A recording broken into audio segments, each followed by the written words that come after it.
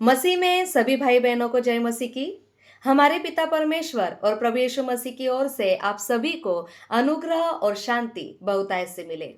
याकूब उसका अध्याय 4 और उसके 2 और 3 वचन में लिखा है, तुम लालसा करते हो लेकिन तुम्हें मिलता नहीं है। फिर तुम झगड़े करते हो, तुम हत्याएं करते हो, तुम लड़ते हो, तुम डाह करते हो। तुम्हें मिलता नहीं है क्योंकि तुम मांगते नहीं। और तुम मांगते हो लेकिन तुम पाते नहीं हो।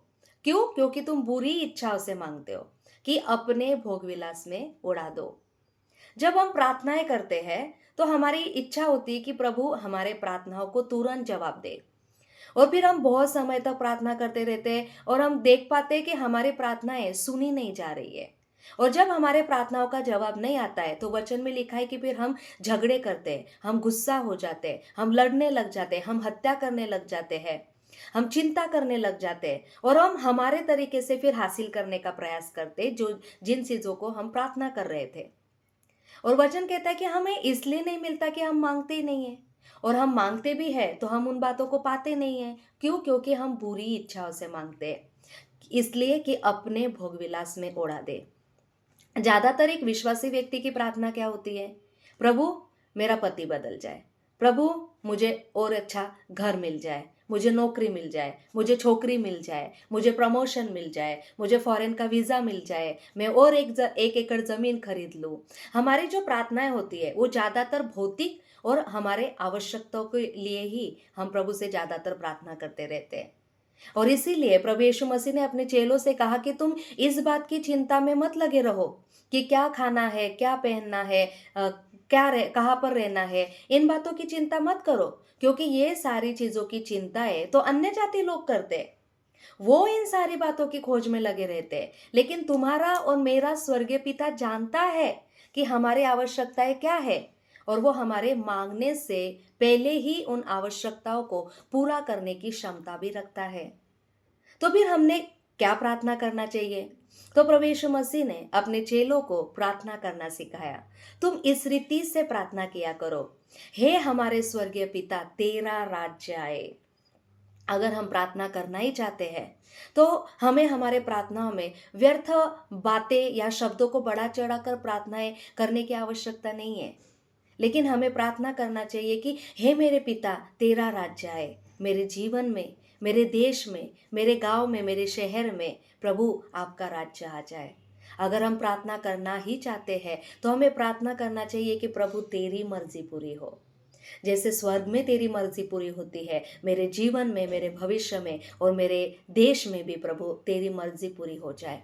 हम प्रार्थना करना चाहते हैं तो हमें प्रार्थना करना चाहिए कि प्रभु तेरा नाम फेमस हो जाए, प्रभु तेरा नाम पवित्र माना जाए मेरे जीवन में, इस देश में, इस संसार में। प्रभु, जैसे स्वर्ग में तेरा नाम पवित्र माना जाता है, इस धरती पर भी तेरा नाम पवित्र माना जाए।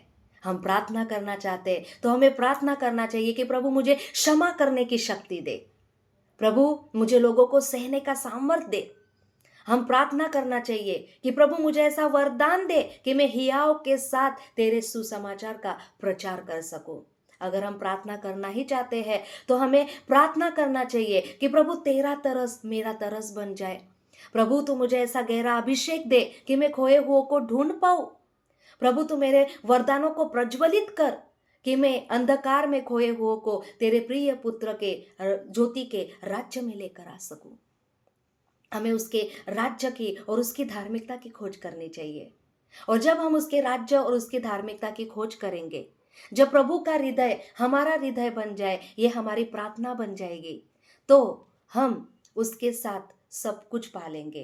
क्योंकि वचन में लिखा है, मत्ती उसके अध्याय 6 वचन में लिखा है कि तुम उसके राज्य और उसकी धार्मिकता की खोज करो तो ये सारी चीजें भी तुम्हारे साथ जुड़ जाएगी।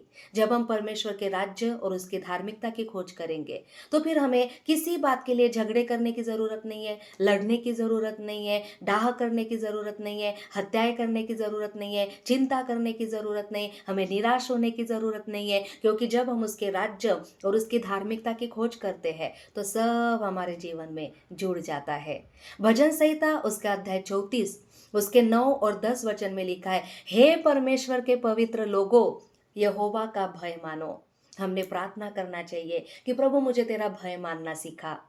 क्योंकि यहोवा के डरवैयों को किसी बात की घटी नहीं होती है। जवान सिंह को घटी हो सकती है और हो सकता है कि वो भी भूखा रह जाए, लेकिन यहोवा के डरवैयों को, यहोवा के खोजियों को किसी भली चीज़ की घटी नहीं होती है।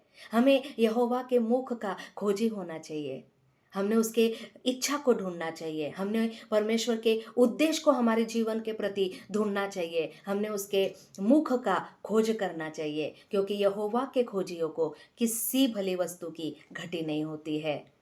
और इस रीति से जब हम आत्मा में उन्नति करेंगे तो हम सभी बातों में उन्नति करेंगे।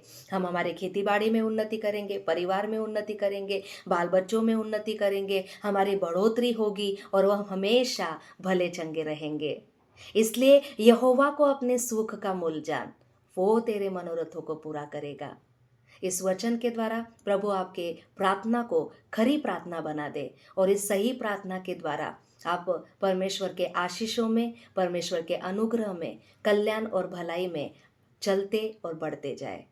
Praise the Lord.